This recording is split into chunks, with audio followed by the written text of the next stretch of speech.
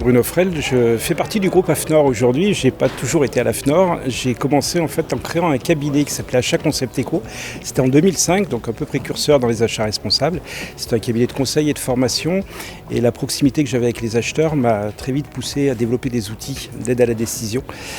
Puisqu'on leur expliquait un peu que les achats, c'était une nouvelle façon d'appréhender un petit peu leur métier.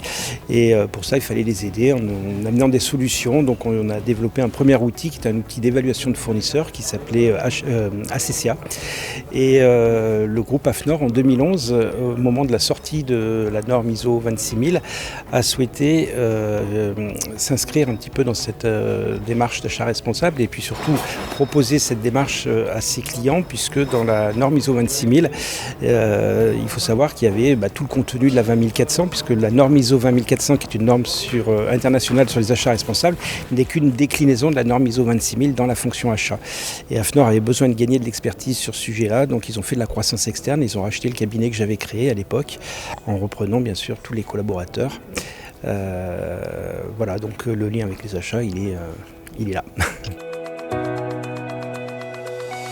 Aujourd'hui, il y a une volonté d'AFNOR, c'est de promouvoir la norme ISO 20400, puisque cette norme volontaire sur les achats responsables est très structurante pour ces démarches. Et par contre, cette norme est encore peu connue, peu utilisée par les organisations.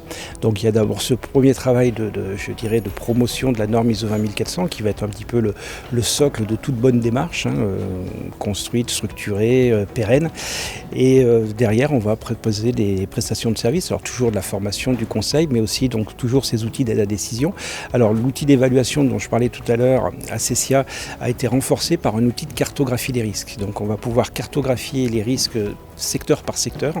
On a travaillé aujourd'hui sur 650 segments d'achat où on évalue tous les risques et les enjeux RSE sur 13 de ces enjeux, qui couvrent, je dirais, déjà une bonne partie des questions centrales de la norme ISO 20400.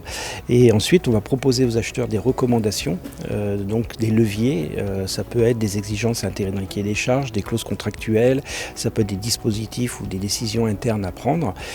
Ça peut être aussi des questions qu'on va poser au fournisseur pour savoir si le fournisseur a mis tous les moyens en œuvre pour essayer de limiter les risques dans le cadre de l'exercice de ses activités, de ses fonctions, et donc voir si ils ont mis en place toutes ces bonnes pratiques qui va permettre de réduire leur impact sur leurs activités ou sur les produits qu'ils vont commercialiser.